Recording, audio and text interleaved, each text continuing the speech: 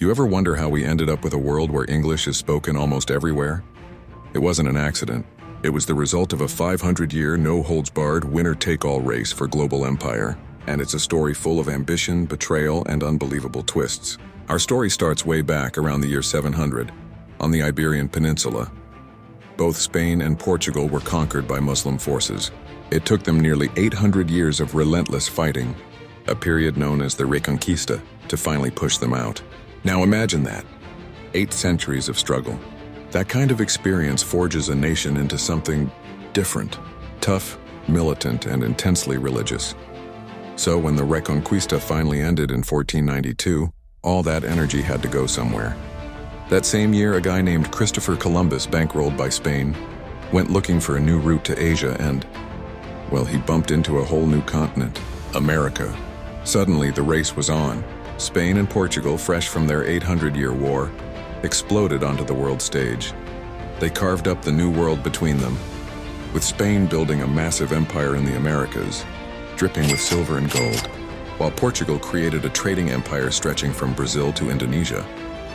For a while, it looked like the world would speak Spanish and Portuguese forever, but empires are hard to keep. Spain got bogged down in constant, expensive religious wars across Europe, which they kept losing. They mismanaged their economy, thinking the silver from the Americas would never run out. It did, and since Spain had absorbed Portugal, they dragged their neighbor down with them. As Spain and Portugal stumbled, a new player entered the game, the Dutch. These guys were different. They weren't obsessed with religion, they were obsessed with profit. They created the world's first multinational corporation, the Dutch East India Company, or VOC. The VOC was a beast. It could raise armies, sign treaties, and even declare war.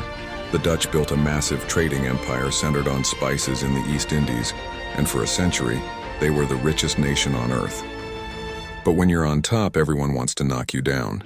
The French, the British, and even a weakened Spain ganged up on the Dutch.